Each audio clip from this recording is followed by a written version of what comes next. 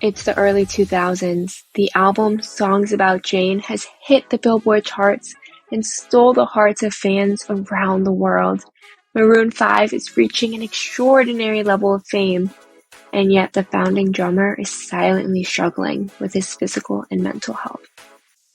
Welcome to Normalize the Conversation.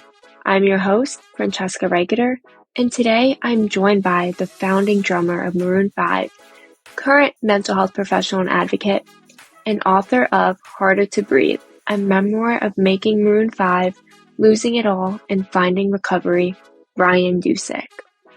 Join us as Ryan discusses how he overcame challenges and found hope within his recovery. Ryan, thank you so much for joining me today. I'm really excited for our conversation. But before we begin, I really just want to check in. How are you really? I'm a little bit tired today, I'll be honest.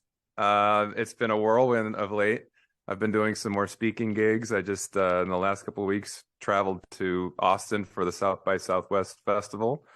I just got back this weekend from Las Vegas, where I spoke at a conference for music educators, and then went to the opening of the Maroon 5 residency in Las Vegas, and to their pop-up shop where I signed some copies of my book.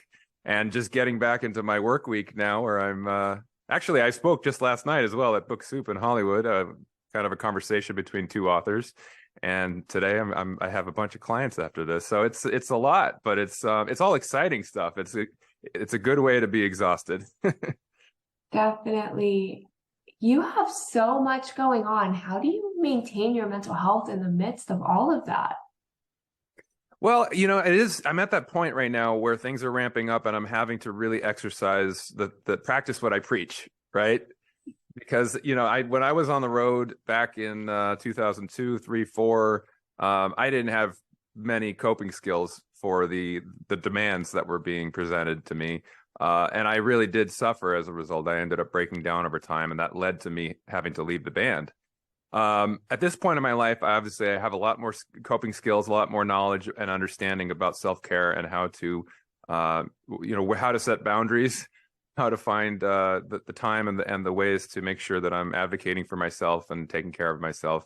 But it is at a certain point, it's a good problem to have too much good stuff coming in and on your plate. I wish that for everyone, right? But we do need to know our limits, right? And we do need to know that at the end of the day, we're just human beings who need sleep and need some downtime to recuperate. And so I'm right about at that threshold where I'm like having to kind of implement some of those techniques and make sure that I'm taking care of myself. Right now, the thing is that everything I'm doing is inspirational, really. I'm in service. I'm helping people as a therapist, and I'm speaking to people and talking about the things I've learned. So it is uplifting. It is these are things that fill me up.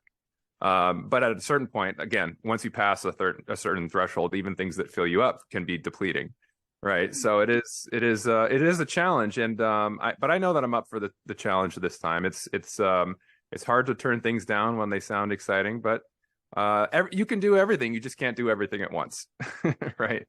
Oh, yes, absolutely. And it's really important when you have the coping skills and the self-care practices in place and you know what to do. And when it's all really good things that you're looking forward to, that you're enjoying, when it's all positive and uplifting and exciting. But going back into 2002, back in the 2002, 2003, when all of a sudden, like you describe in your book, 11 years in the making is suddenly best new artist and things are starting to ramp up. What was that journey like for your mental health? How did it all start? Well, I didn't really have a concept of mental health. This wasn't a dialogue that we were having, in the public discourse 20 plus years ago. And I certainly didn't have the kind of self-awareness back then as a young man to understand that there were things that I had that were challenging me even before, the pressure ramped up. I think looking back, I was an intense young man. I put a lot of pressure on myself to perform to a very high level, perfectionistic by nature.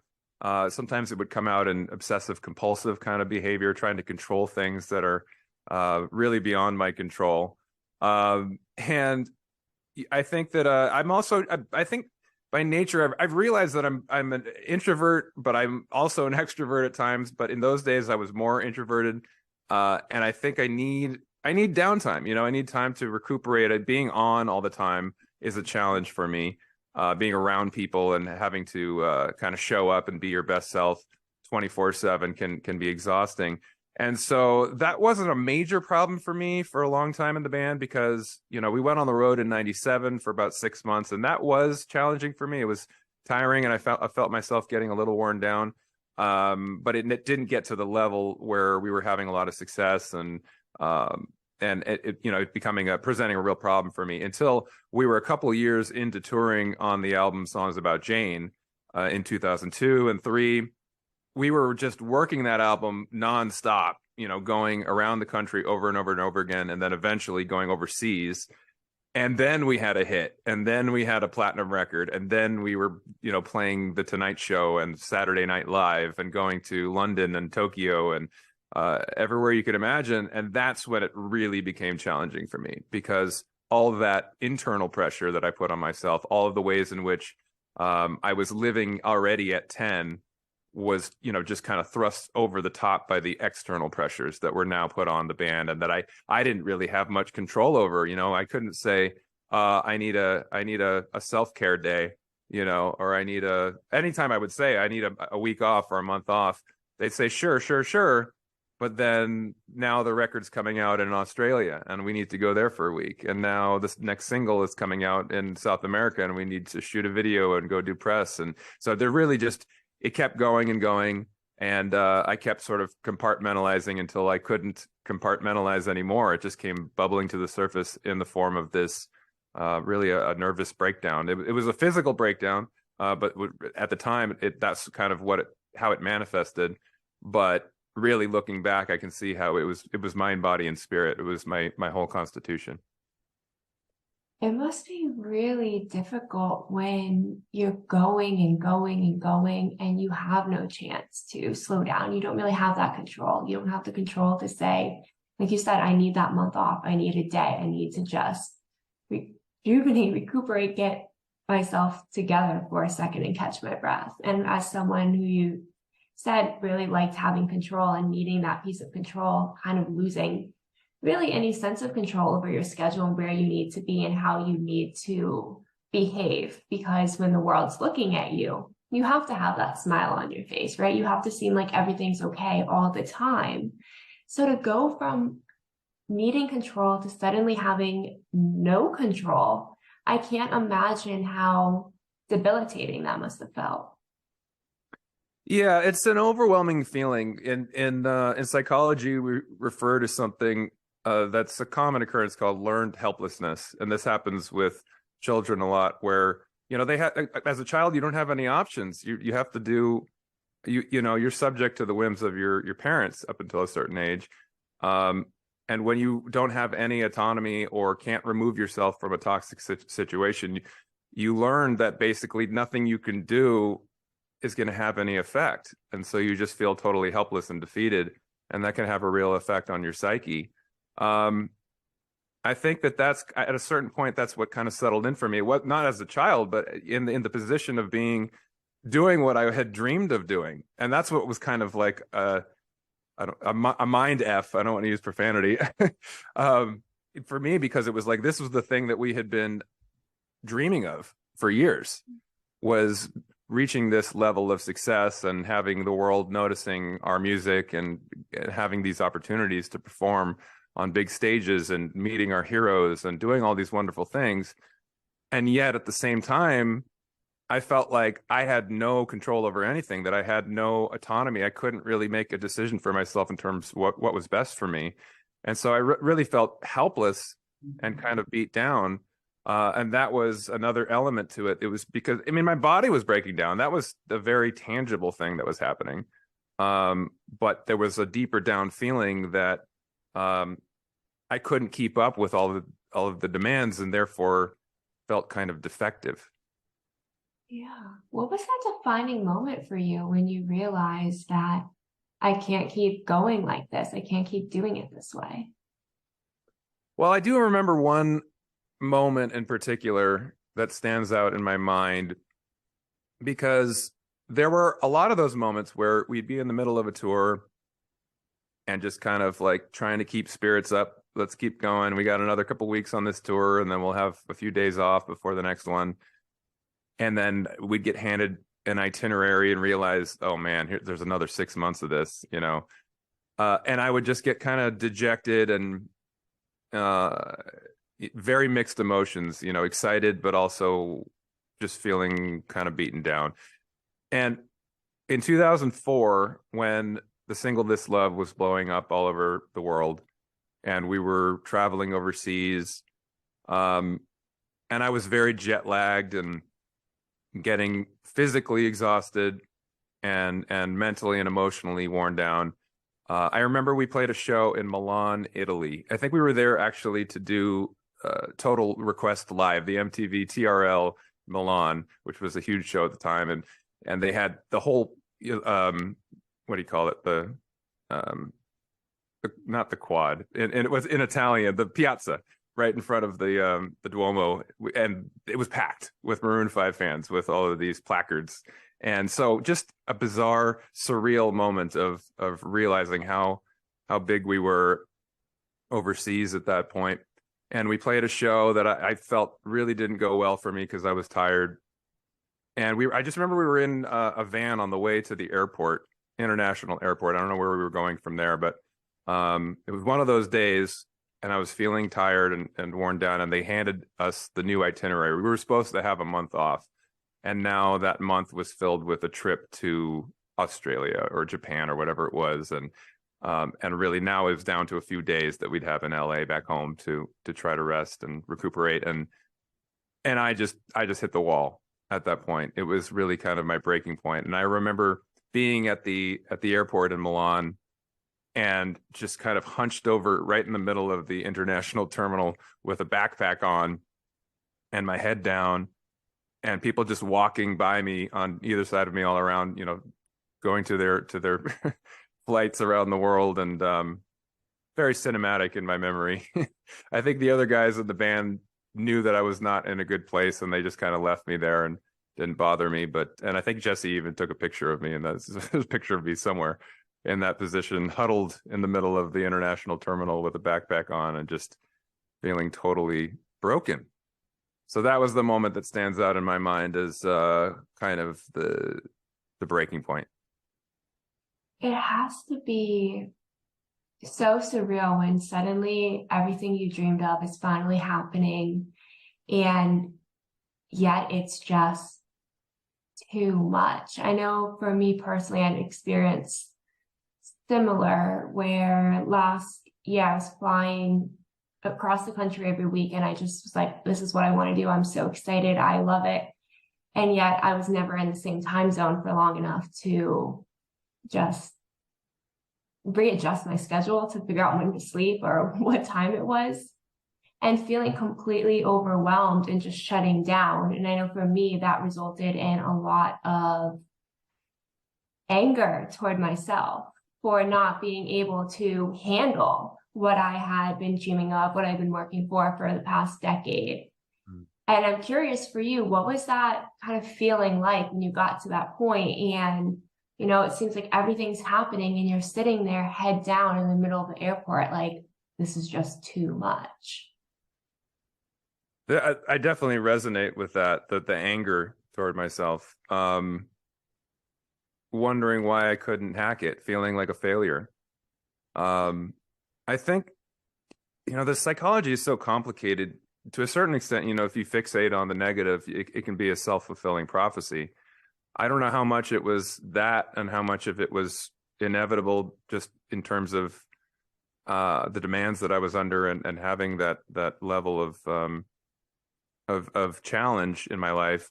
But I remember thinking months before that I can't hack this. Like, I'm not good enough. There's something wrong with me. There's something to my core that's defective, and this is all going to end badly for me. I'm going to go down in a blaze of glory. And I just hoped it wasn't in a truly embarrassing way, on stage, on live TV in front of millions of people or something. But just having those images in my head of doom, right? And just that sort of self-loathing building up inside of me, and my confidence getting lower and lower is affecting my self-esteem. And when you're in that state, you're even more depleted, right? You're adding insult to injury, already feeling dejected and defeated, and then insulting yourself and criticizing and judging yourself and telling yourself you're not good enough. It was just a downward spiral, right? And in retrospect, I don't know, how much more I could have done or what I could have done better, because it was really difficult.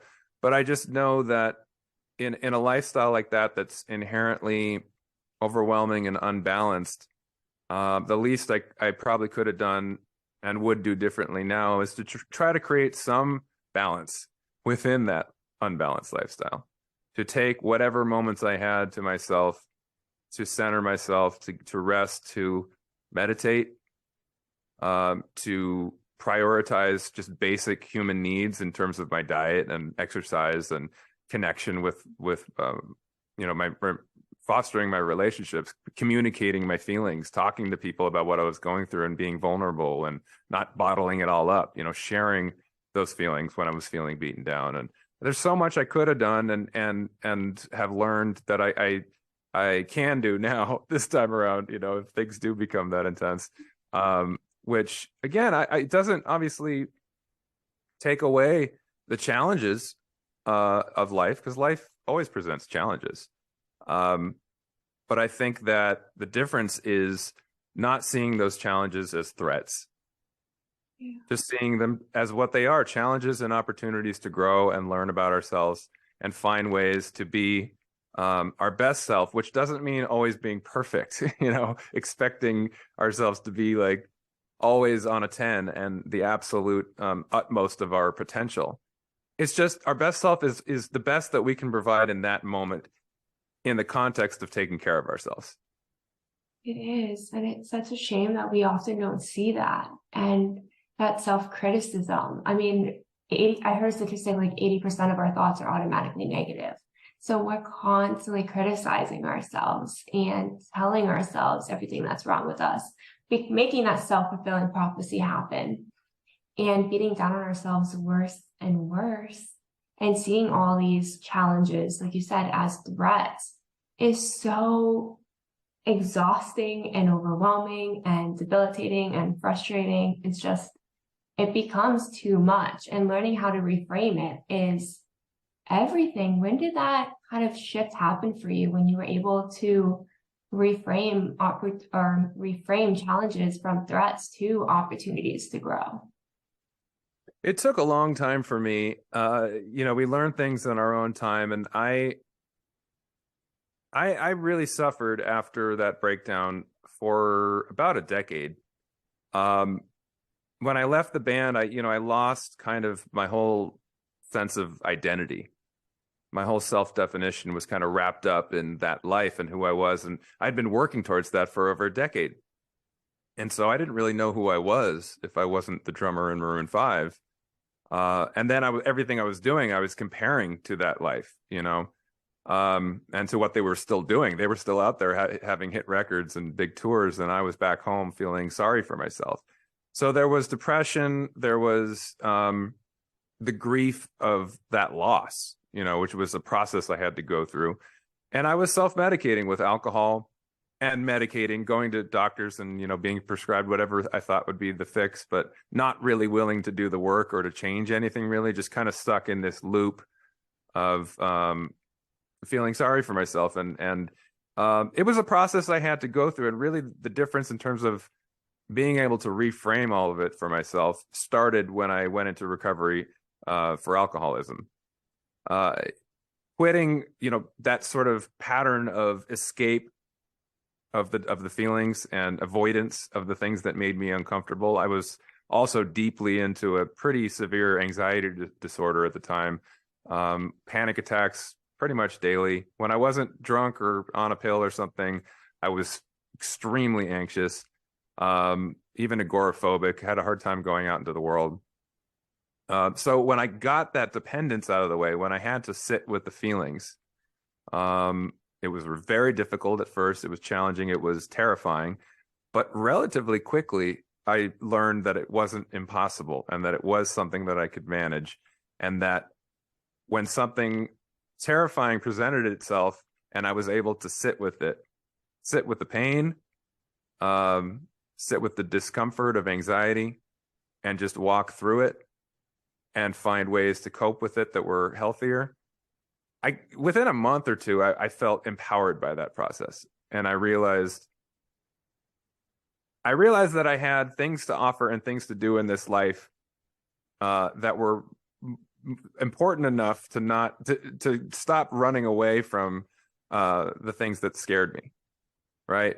Because I felt like I had lost my purpose when I left the band, but early in recovery, I felt a new sense of purpose in the connection that I was feeling to the recovery community, and the purpose of being of service to people. Helping others was a way of getting out of my own self-obsession, the ways in which, as an addict or anyone who's struggling with mental health challenges, can feel very alone and very isolated and wholly fixated on what it is that is painful in that moment. So being of service was a wonderful way to get out of self in that way, and to focus on what I can give rather than what I need to feel better. And I kind of got addicted to that feeling. I suppose it was a replacement addiction, which can be problematic if you're just replacing one addiction for another. But in this case, it was so uplifting and inspirational for me, and motivating for me to change, for me to grow, for me to continue to walk forward into spaces that were uncomfortable, but would bring opportunities and possibilities into my life. So that just became something that I was really looking forward to on a daily basis, and going to meetings. And I ended up volunteering at a recovery center for 2 years, just going in and telling my story and sharing and articulating ideas about recovery, and just listening to people, hearing their stories and offering some feedback and encouraging them. And I found new talents and old talents that I had forgotten about, and realized, like, oh yeah, there's a lot more to me than just whether or not I'm in that successful band. I have a brain, and I have a heart, and I have a spirit, and I can share these things with the world. And by crawling into a bottle, of alcohol or pills, I was making that impossible. And so just by being present, just by sitting in the present moment, sometimes in a difficult way, other times in a really powerfully inspirational way, I could walk forward and really do things that would be both beneficial to me and beneficial to others. So that led me into, reframing was just the start. It led to really repurposing my whole life. I went back to school to become a therapist. And in the process of doing that, I wrote this book, Harder to Breathe, which is my story. That is, I think, entertaining if you like music, and I think that the story is interesting, but really the purpose is to be of service, to offer hope, to share some of the things I've learned.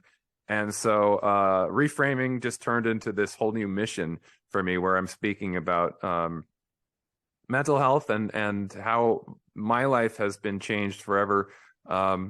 First in the negative, but now in truly inspiring, positive way.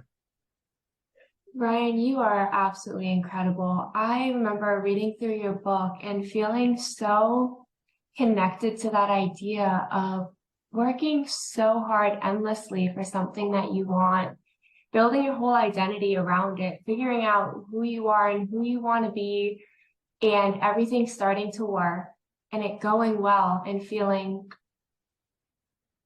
I don't want to use the word unfulfilled, but just feeling it's just not right. It's not right in that moment. It's just not the right thing for you. And seeing all of your passion kind of fade away in it, and all finding your purpose, losing yourself in the midst of it, no matter who you are or what you're doing in life. I think that's something people can relate to, right? Is working hard towards something, having their identity within that. And one day it's just, life's changed. Things have changed. You're not the same person. And being able to see how you were able to rediscover your passion, your purpose, figure out who you are in a completely different realm, and yet still hold on to that piece of that story was so amazing. Like you said, it's so isolating. It's really, really isolating when you're struggling with your mental health, when you're struggling with addiction, when you're struggling with anything, because there's not a lot of conversations. And even when they are, when you're telling yourself all the reasons you're not good enough and you're talking down to yourself, you're not as likely to want to open up about it because you're adding so much shame to yourself. And that's a completely normal thing that we all do, right? We talk down to ourselves. We're all our biggest critics of ourselves. And yet that conversation is not often held. So to see it in your story and get to really experience all of it with you, I mean, from like the middle school days to where you are now was, for me, really awesome. And I've enjoyed reading your book so much. Thank you very much. I appreciate that. You know, you touched on something that's interesting for me. You know, you mentioned holding on to a piece of that, even though that was a time in my life that was really painful and that I lost myself. That has been the sort of unintended amazing thing about this whole process for me, because writing the book was a way of finding closure for me. It was therapy for me, to kind of just really finally, after a few years of recovery and having done all my own therapy and really feeling like I was in a good place, I wanted to go back and put my story into a narrative as a way of really kind of the final step of processing the trauma of all of it, right? And it did that for me. And it was wonderful. And I felt ready to move into this new part of my life where I'm focusing on mental health advocacy and helping people. And then in the process, I realized, oh yeah, I wrote a book about Maroon 5. Like that, my past is probably going to come back into my life. I hadn't even really thought about that. And it has been this wonderful thing where now I'm connected to it again in a positive way, because I'm adding a little bit to the legacy of the band in telling my story and the early years of the band, but I'm also able to find a place of gratitude of everything that I got to experience, even though it ended badly for me. I'm able to go back to those. I mean, for the longest time, I couldn't like watch videos of us or listen to those records without feeling a little tinge of pain. And now it's like I just got back from going to their show in Vegas and just having a ball and it being a lot of fun and just feeling more connected to those guys and to their music than I have in a long time. And that was the unintended effect of writing this and you know, making this the sort of the space that I moved into at this point in my life. And none of that would have happened if I hadn't taken that step. So it really is amazing how the past and present can come together, and you can find closure on something that had been painful. And sometimes you can even find a silver lining that ends up bringing something positive into your life and an appreciation that you didn't know you had. It really sounds like writing the book was like rewriting that narrative for you in your mind and everything you went through. Was it easy to write about? Well, yes and no. It's a complicated answer to that question because I was really in the zone with this book. I was looking forward to it.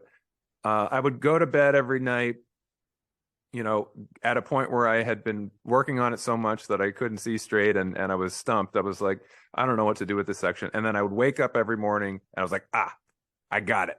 I know what I need to do. And I'd go right back to work. And so it was easy in that regard. Like I really felt like I found my voice at a certain point and was really wrapped up in it and wanting it to be not just, you know, a chronicle of my life, but a narrative, as you say. I wanted it to be like a novel that you couldn't put it down, even if you weren't a Maroon 5 fan or you didn't know who I was or anything like that. But the other side of that was that it was like therapy, in that sometimes it's difficult. It's not always just rainbows and butterflies, to quote Adam. It's you know, when I was writing about the fun stuff, when I was talking about the early years of the band and the inspiration we had together and the closeness and camaraderie as friends, it was fun and it was inspirational and it was uplifting and I was having a great time writing it. And then I hit the parts that were really difficult and really painful, and I had to go back to that place. I had to really sit in even things that I was like, I know I'm going to tell this story, but I didn't realize I have to go this deep into it. I have to really go back there and process the feelings, what it felt like to be in that place. If I'm going to write a book that's going to be relatable, I have to be as vulnerable as I can possibly be. And in order to do that, I have to go back to that place. And so it was very difficult in those times. Um, I felt right back there in that place, and it was painful. But ultimately, it was wonderful because it was that level of processing of the feelings and the trauma that I hadn't fully done yet, and that was my opportunity to do it in writing this book. So it was both. It was wonderful and painful, and ultimately therapeutic.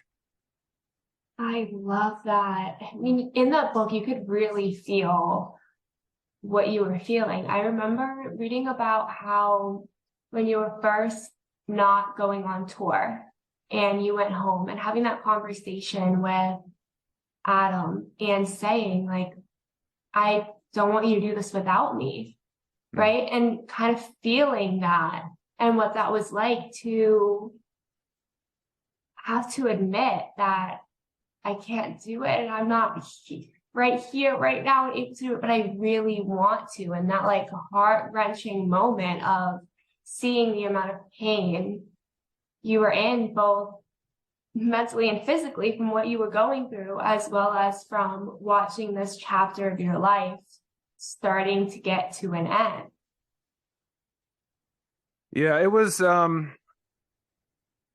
particularly painful because we were all best friends, and we had started this band together. And, Adam in particular, he and I were like kind of yin to each other's yang, just kind of opposites in some ways, but almost like soulmates in other ways because we balanced each other. We were, I think, complementary personalities, and creatively we challenged one another.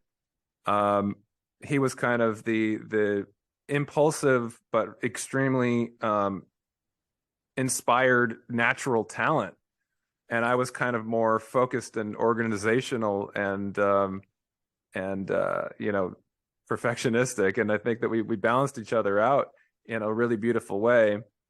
And so to get to that moment where I knew that the guys that I cared about so much and that were my biggest supporters were seeing me suffering and failing, really, and having to grapple with, the elephant in the room. We weren't really even discussing what was going on completely. It was that of which we do not speak of.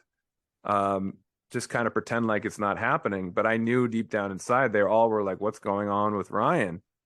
Why is his playing getting worse? Why is he acting differently? What is, and just, I just feeling more and more separated and distant from my best friends, and feeling like our lives, this whole world that we had built, was getting bigger and bigger, but I was feeling smaller and smaller and more isolated. And it all just made it so much more painful because I didn't want to let anyone down.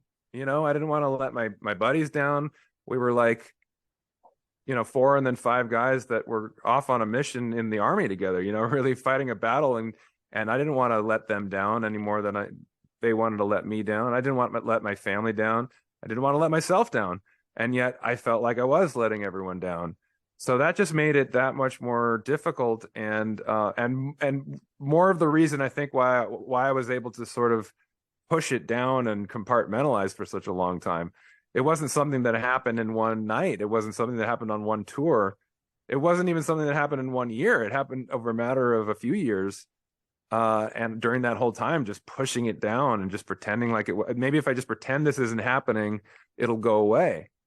But we all know that's not a very effective way to deal with something that's challenging us. It just comes bubbling back up even stronger the more you push it down.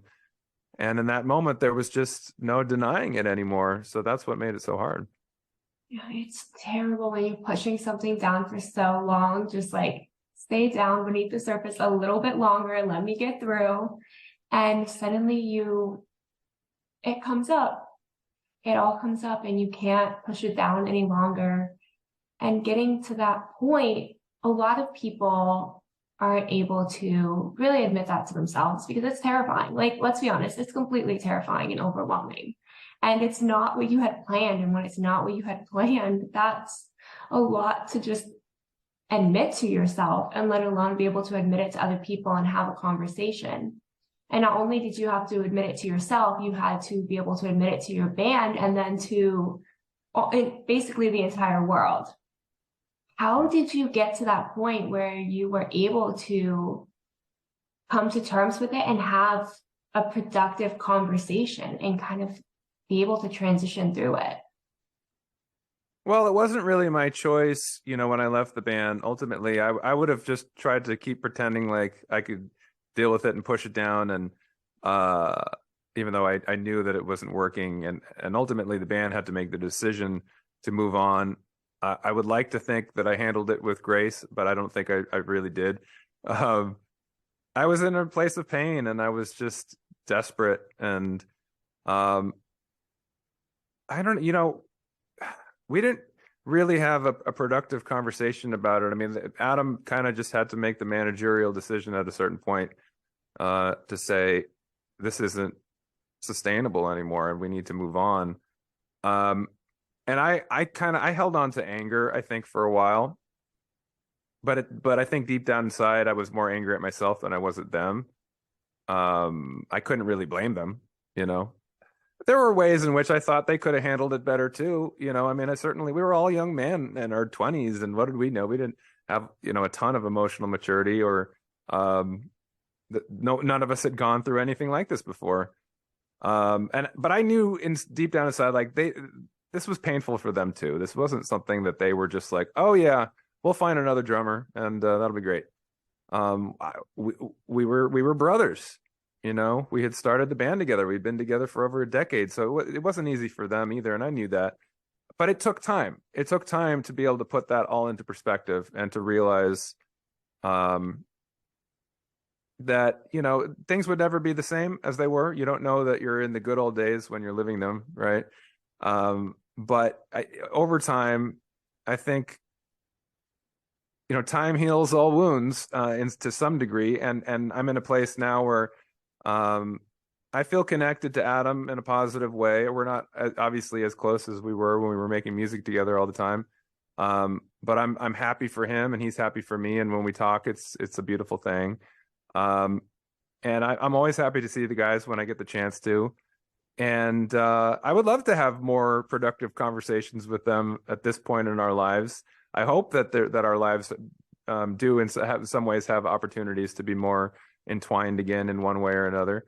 I don't know if that'll happen or not, but it's just nice to be able to support them in any way that I can, and vice versa. So yeah, I don't know. I don't know if it was ever that productive conversation that you refer to, but I know that things worked out and they're in the best way that they could over time, and our relationship and where we're all at is pretty positive at this point. That's really great to hear. And these conversations that you have every single day are very, very inspiring and helpful to so many people. As we're starting to wrap up, what are some of the tools that you learned along your journey that have really helped you get to this place that you're in today? Well, I think the most important thing, we already kind of touched on it, but I'll expand on it a little bit, is this idea of seeing challenges instead of threats. For the longest time, I saw everything as threatening to me, and I was living a life of fear, terrified of everything, and trying to avoid the pain and discomfort.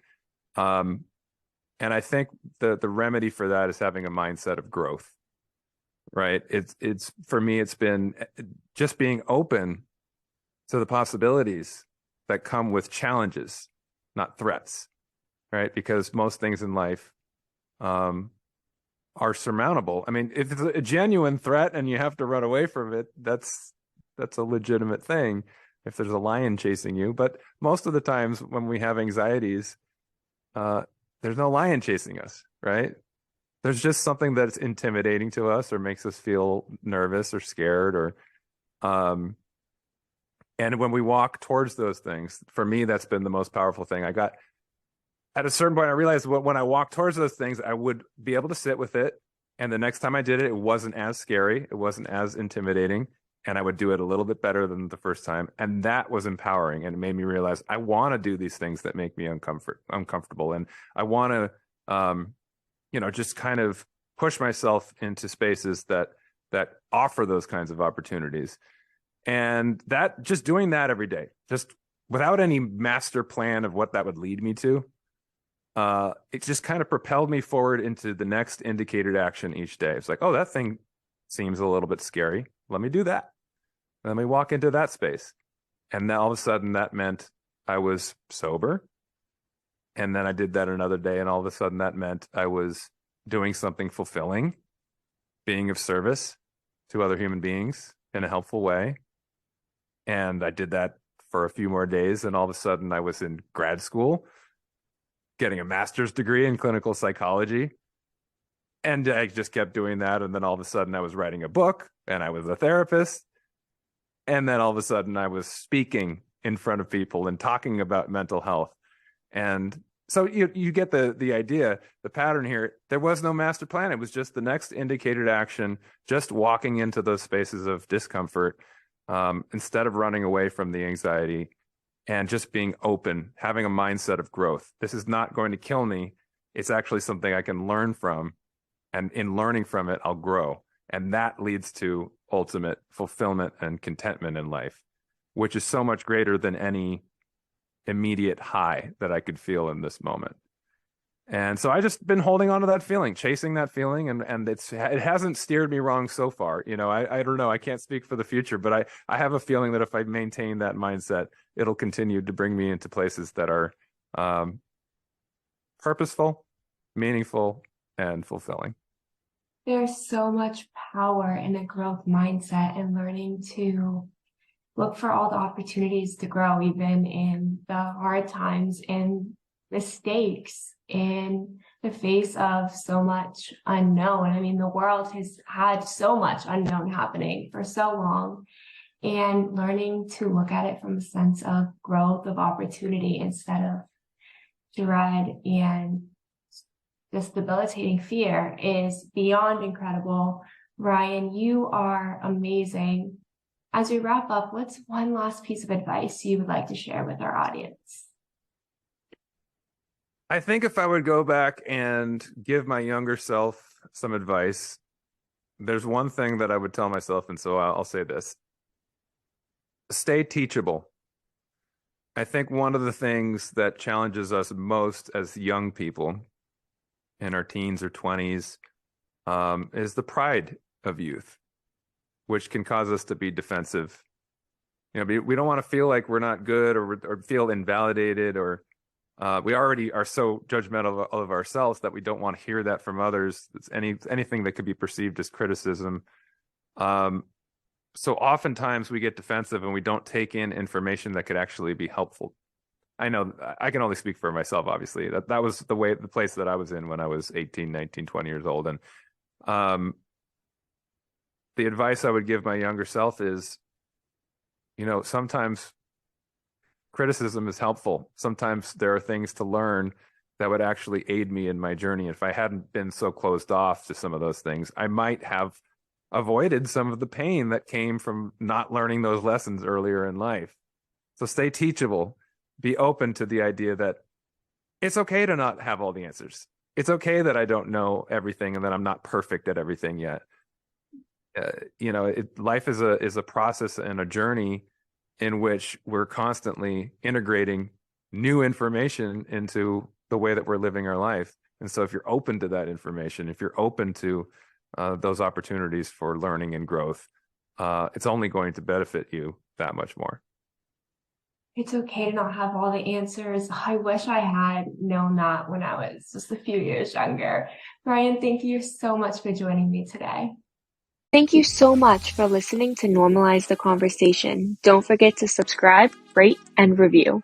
This podcast is an initiative of Inspiring My Generation, focusing on normalizing the conversation, bringing education and awareness to the forefront, and amplifying global voices to spark change and hope.